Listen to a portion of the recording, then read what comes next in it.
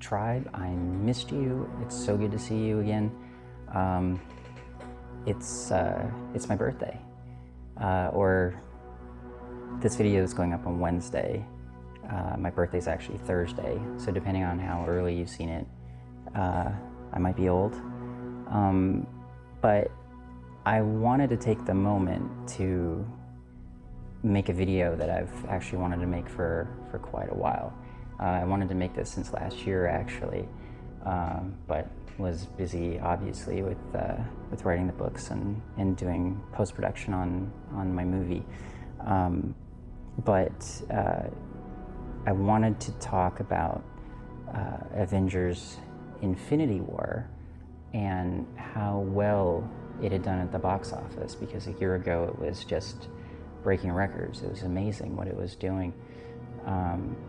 And my reaction to that as a director and a writer and somebody that has similar stuff in development in Hollywood right now, and what I thought that meant for the series, and also why I thought Infinity War did so well. And then fast forward a year later, and Endgame did even better. I mean, it's blown the doors off of Infinity War, which was already setting records. And it's incredibly encouraging. $300 million domestic opening and a $1 billion weekend, and it's the first time it's ever happened. It might possibly end up being the #1 grossing box office movie of all time. It's still got a little ways to go to beat Avatar, but it's #2 globally, and I think that says a lot. So if you're not a member of the Posthuman Tribe and you just clicked on this because you are a fan of the Avengers, or you're just a fan of good movies, or you're just really interested in box office and in records, box office mojo and all of that sort of thing, you're in the right place.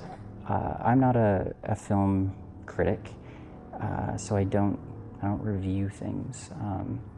It's not that I'm not capable of it. It's just it's a personal thing. It's a professional courtesy. So I don't review other people's novels, and I don't publicly review movies either. So if you hear me talk about something, if you hear me talk about a movie, or if you hear me talk about a book, it means that I don't have anything but positive things to say about it. And I was really pleasantly surprised a year ago when I went to see Infinity War, and I enjoyed it so much, because I honestly wasn't expecting to enjoy it that much. I went to the theater because I thought it would be good. I thought the previous Avengers movies were pretty solid, but it wasn't like I was the biggest Marvel fanboy or Avengers fanboy. I thought the Marvel Cinematic Universe was pretty solid. There were 2 very, very good movies, though, I thought, and those were the original Iron Man in 2008, which was the movie that started the cinematic universe. I thought that movie was so good that at the time it was the best comic book movie that had been made. I really thought so. I thought it had surpassed Sam Raimi's first Spider-Man, and in Richard Donner's first Superman. That's how I left the theater. I thought, wow, that was really good. But then it was just, I think, 2 months later that The Dark Knight came out, and I thought, okay, now that's the best superhero movie that's been made. But Iron Man set the bar, and I thought Winter Soldier beat it. Winter Soldier was really, really strong.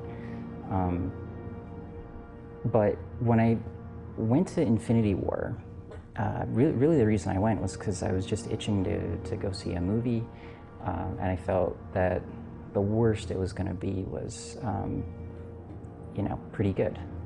So I did have an expectation for a decent movie,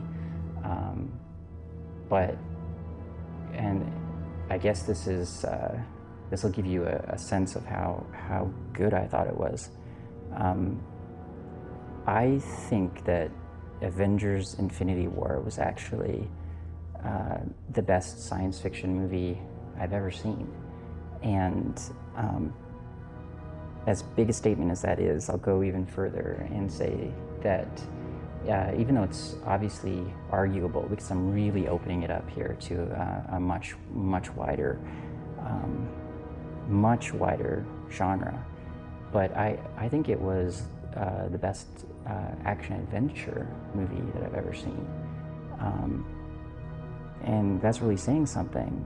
But I think its box office performance backs up what I'm saying.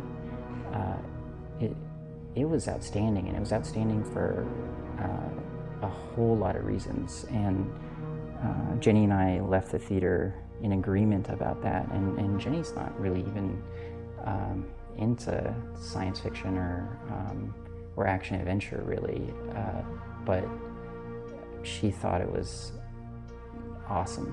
And I think Endgame was a worthy sequel to that.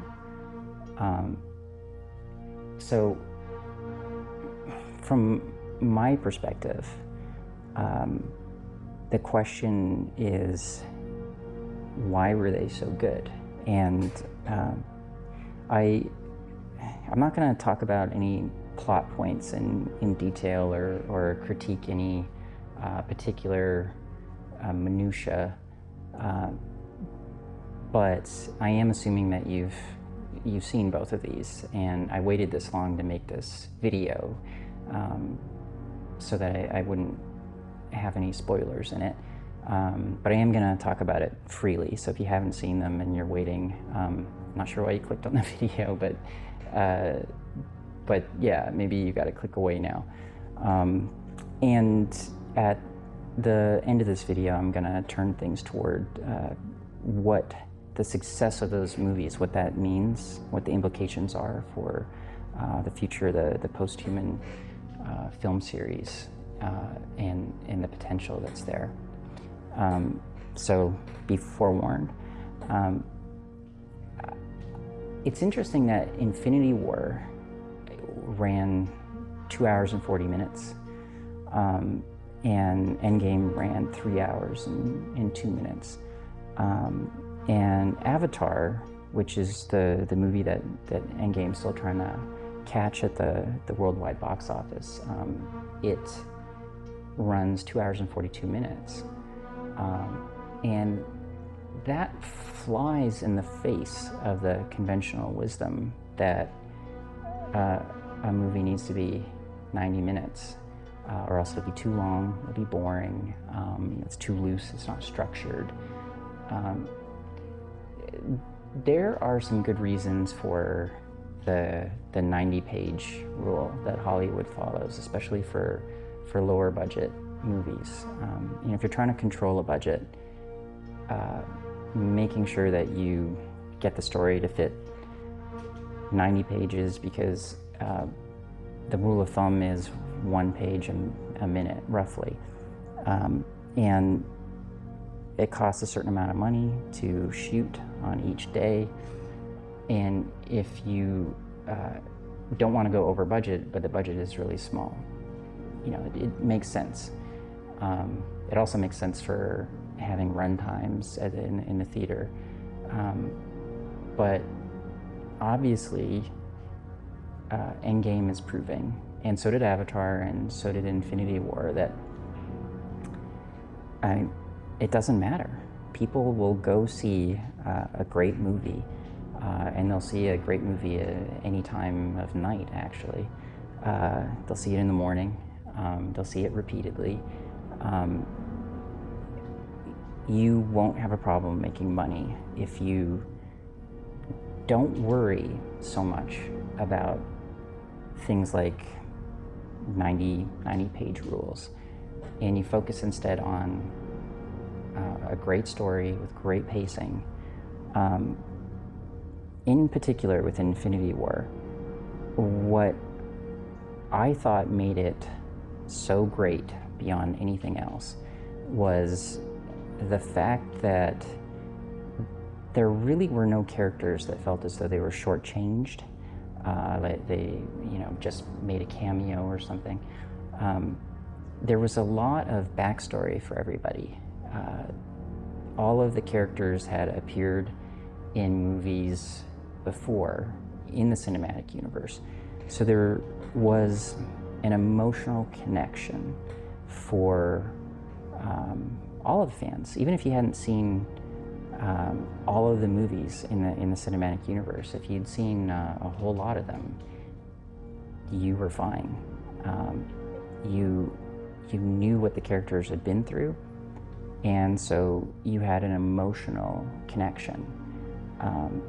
And one of the many things that I loved about Infinity War was the pacing of the opening, that they demonstrated how powerful Thanos was by having him kick the crap out of the Hulk and kill Loki, and just manhandle Thor. And we know with the Infinity Stones that he can eliminate half the universe. He can do worse than that if he wants to. So the stakes are gigantic. The antagonist is set up to be pretty much invincible. I mean, he seems to be that way, and so we know. The movie starts in medias res, so in the middle of things. The Asgardian ship's been decimated and then ends up being destroyed. We know that our heroes are in really big trouble. But what is incredible is, as high as those stakes are, when the Hulk arrives in New York and finds Doctor Strange, and they go and grab Tony Stark,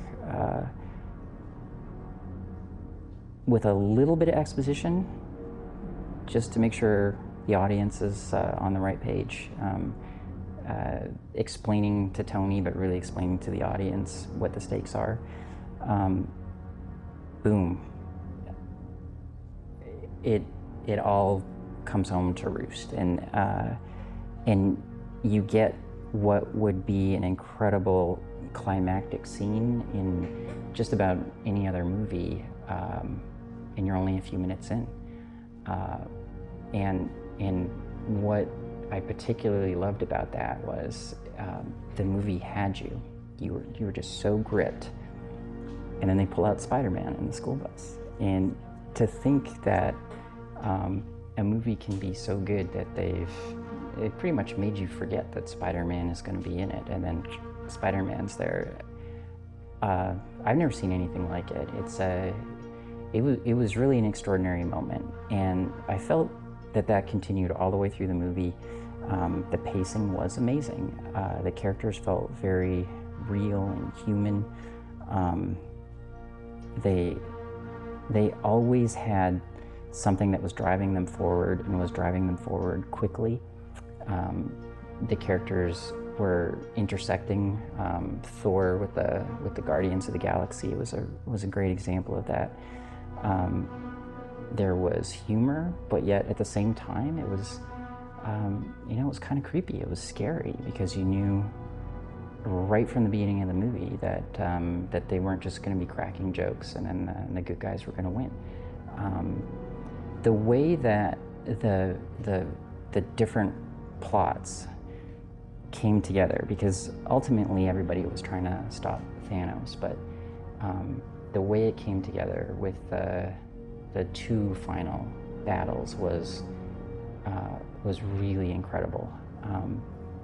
and of course the ending, an amazing payoff. I just loved it. I just thought it was really good, and I'm definitely not a snob about the fact that it's a Marvel movie or a comic book movie or a kids movie. I thought it was a grown-up movie, just fantastic, and I think the box office of that movie is proof of that. But the box office for Endgame and the way that Endgame started, I think, at the box office, the records that it set and will continue to set, is all actually a testament to how good Infinity War was. I thought Endgame was a worthy sequel. They couldn't have quite as much fun, and that's definitely not a critique. They just couldn't have as much fun because they didn't have as many characters to draw on because of what happened at the end of Infinity War.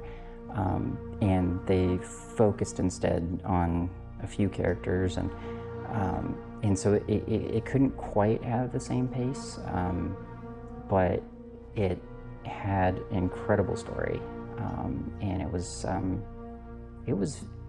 very emotional. They did things that, maybe if you could just do whatever you wanted, the fans may not have been thrilled with necessarily. But given the fact that these characters are played by real people who are aging, and contracts are ending, and they're expensive, especially in Robert Downey Jr.'s case. Again, I don't know if this is true. I have access to the same information that any of you would on the internet, but apparently made more than $100 million for Infinity War, and considering the fact that Endgame's made a lot more money, may even make more than that. I can see why they wanted to bring it to a close, and I think they did a fantastic job with that. It was really well done for Cap and for Robert Downey Jr. Iron Man. Thought it was really well done. So yeah, I am a fan, even though I wasn't. I've never been a huge fan of Marvel. I didn't dislike Marvel at all, but I'm not speaking from the place of just being a big fan of Iron Man or Spider-Man comics or something like that. I'm talking about it really as a filmmaker and somebody who writes his own science fiction novels that share so much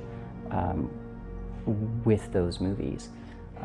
Okay, so this is where I shift over and talk about the analogy and what the repercussions of all of the success means for the Posthuman series. So if you're not part of the Posthuman tribe, you're so welcome to stick around and see if you're intrigued by this or not. But for the Posthuman tribe, this is the part you really care about. What does this mean for the possibility of us getting those movies out of development and actually getting them made? So